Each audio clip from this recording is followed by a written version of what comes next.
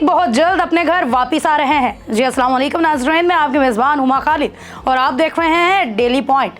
नाज़रीन, रिहान तारिक, जी हाँ, वही मशहूर पॉडकास्टर एंकर पर्सन जो रिसेंटली अपने आखिरी एक पॉडकास्ट की वजह से जो थे वो गिरफ्तार हुए। NCCIA ने उन्हें गिरफ्तार किया जब वो अपने एक ट्रिप से वापस पाकिस्तान आ रहे थे, तो उन्हें एयरपोर्ट पर ही रोक लिया गया। उनका 6 रोज़ा जिस्मानी रिमांड मंजूर करवाया गया और पीका एक्ट सेक्शन 11 के तहत, जिसमें उनकी कोई जमानत भी मंजूर नहीं हो सकती थी, 6 रोज़ा जिस्मानी रिमांड के बाद जब आज उन्हें अदालत में पेश किया गया, तो अदालत में पेशी के बाद रिहान तारिक को वहां से लेकर चले गए। उनको कोई बात नहीं करने दी गई। रिहान तारिक का जो जोश, जज्बा और वलवला था वो इस वक्त बिल्कुल मदहम दिखाई दिया। लेकिन खुशी की बात तो यह है कि उस पर मजीद वकीलों ने बात करते हुए बताया कि रिहान तारिक के खिलाफ NCCIA को एक सबूत भी नहीं मिला। जी, एक का मतलब कि एक भी सबूत नहीं मिला। अगर एक भी सबूत मिल जाता तो रिहान तारिक बड़े मसले में फंस जाते।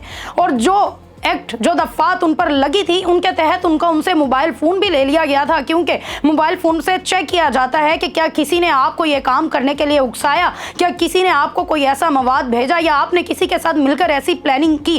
तो रिहान तारिक के टोटल 8 सोशल मीडिया के अकाउंट्स थे जिन्हें NCCIA ने अपने हैंड ओवर किया और उसके बाद उसको इतना देखा जितना देखा जा सकता है। आखिर फिर भी कितना देखा जा सकता है, उन्हें उनमें से कोई ऐसी चीज़ नहीं मिली जिससे ये साबित हो पाता कि रिहान तारिक जो हैं वो गुनाहगार हैं। उसके बाद पाकिस्तान के मुख्तलिफ उलमाए कराम इकट्ठे हुए और उन्होंने रिहान तारिक साहब का पूरा पॉडकास्ट देखा और फिर ये फतवे भी जारी किए कि रिहान तारिक इसमें गिल्टी नहीं है, इसमें कोई भी ऐसी चीज़ नहीं जिस पर कौम जो है वो रिहान तारिक से नाराज़ हो या रिहान तारिक को जो है कोई सज़ा दी जाए, जिसकी बिना पर यह कहा गया कि रिहान तारिक अब जुडिशल हो रहे हैं और जुडिशल होने के बाद जल्द अज जल्द उनकी ज़मानत भी मंजूर करवा ली जाएगी। याद रहे, जब रिहान तारिक को पहले दिन अदालत में पेश किया गया तो रिहान तारिक का जोश और जज्बा काफ़ी ज़्यादा था। पाकिस्तान जिंदाबाद के नारे लगाते हुए वो हमें दिखाई दिए और उनका वो जोश और जज्बा देखने के बाद कई लोगों ने उन्हें तनकीद का निशाना भी बनाया कि ऐसा कौन सा ये कारनामा करके आए हैं।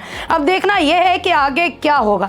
वहीं अवाम जो काफ़ी ज़्यादा आग बगोला थी, जिन्हें यह लग रहा था कि रिहान तारिक ने काफ़ी गलत किया है और रिहान तारिक ने हमारी मजहबी रवायात उनके खिलाफ गए हैं या फिर हमें ठेस पहुँचाई है, हमारी मजहबी रवायात को ठेस पहुँचाई है, ऐसे सवालात पूछने के बाद और जहां पर लोग उनके खिलाफ हो चुके थे, वहीं पर पाकिस्तान के मुख्तलिफ उलमाए कराम ने यह फतवा जारी किया है कि उन्होंने ऐसा कुछ नहीं किया और सवाल करना हर सहाफ़ी का ज़ाती हक है। ये उसकी खुद की आज़ादाना राय है कि वो सवाल कर सकता है और कोई भी सवाल कर सकता है।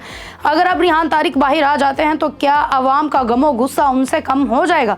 और ये भी बता दूं कि रिहान तारिक अपने उस पॉडकास्ट के हवाले से कौम से माफ़ी भी मांग चुके थे, लेकिन कौम ने उन्हें माफ़ नहीं किया।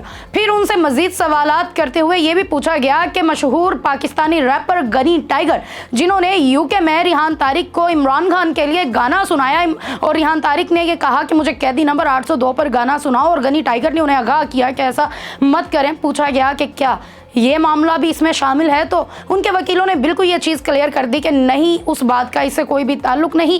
रिहान तारिक एक जाने माने सहाफ़ी हैं, नामवर सहाफ़ी हैं और उनका इस मामले से ताल्लुक़ नहीं, बल्कि उनका ये सारा मसला उनकी रिसेंटली पॉडकास्ट की वजह से हुआ है, जहाँ पर लोग उन्हें बहुत से तनकीद का निशाना बना रहे हैं। वहीं पर उनके कुछ दोस्त भी उनके साथ काम करने वाले सामने आए हैं कि हमने रिहान तारिक को बहुत मना किया कि रिहान, तुम कोई भी ऐसा काम ना करो जो सहाफ़ती असूलों के ख़िलाफ़ है, जो कि सहाफ़ती रूल्स को फॉलो ही नहीं करता है। किसी को बेइज्जत करना, किसी को बुलाना, किसी के साथ इतना पर्सनल हो जाना, किसी के ऊपर इस तरीके से जज लग जाना, यह सहाफ़त के असूलों में नहीं आता। लेकिन कुछ यूट्यूबर्स के साथ मिलकर रिहान को जो फेम का नशा था वो इस कदर लग गया कि रिहान ने किसी की भी नहीं मानी और फेम के नशे में डूबता ही चला गया और फिर आखिर आज जो है वो उसके सामने। बहुत से लोगों ने अंदर ये भी बताया कि मोहसिन नकवी साहब भी इस वक्त रिहान तारिक से शदीद नाराज़ हैं, लेकिन आखिर रिहान तारिक मोहसिन नकवी के फेवरेट्स में से पहले नंबर पर आते हैं, तो वो कभी भी रिहान तारिक को इस मुश्किल वक्त में अकेला नहीं छोड़ेंगे।